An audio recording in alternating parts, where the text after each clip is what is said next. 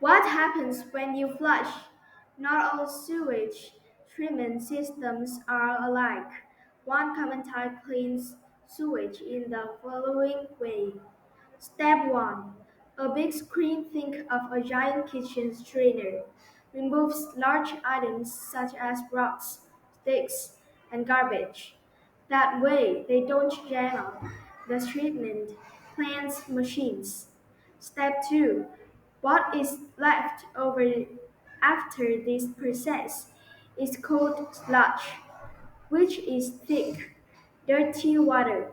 The treatment plant helps bacteria grow in the sludge. These bacteria will eat the sludge to break it down. Step 3. Next, the broken down sludge is sent to another machine.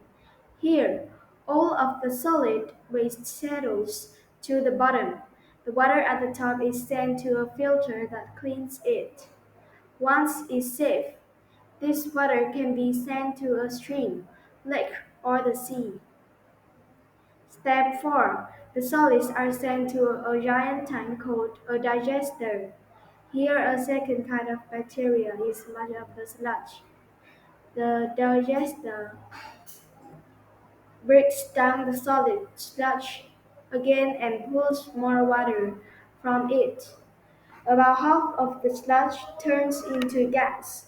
Some of the gas helps power the plant's machines.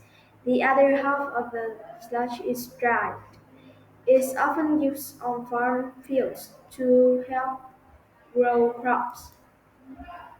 The septic system, another way to deal with waste. Many homes in the country are far apart from each other.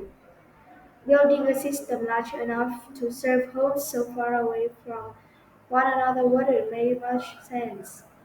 Instead, each home sends human waste into a septic tank. This is a small sewage treatment system that serves only one home. The septic tank is buried underground in the yard near the home.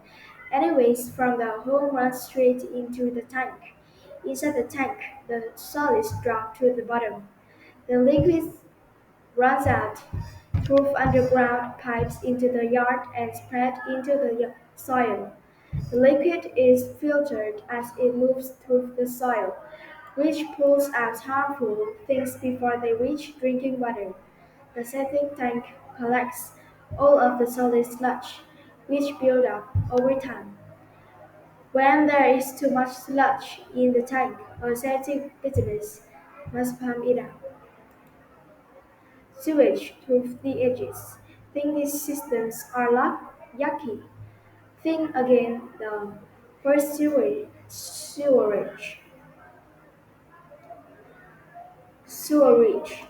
systems were built thousands of years ago in places such as Middle East. These early systems sent human waste with harmful bacteria away from cities and directly into nearby water. The water made people sick.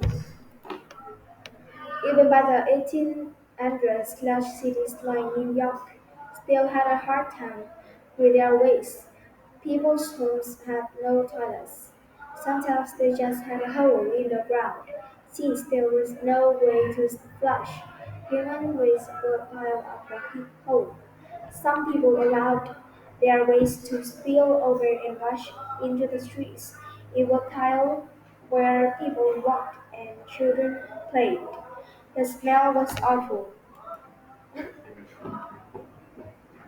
Experts began to understand that streets flowing with waste were also making people sick. New York City began building sewerage systems so the waste would have somewhere to go. By 1914, it had nearly 850 miles, 1,368 kilometers of sewer lines. Today in the United States, waste disappears down toilets and sinks as if by magic.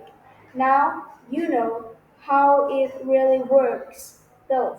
So the next time you flush, Take a moment to thank your water storage system.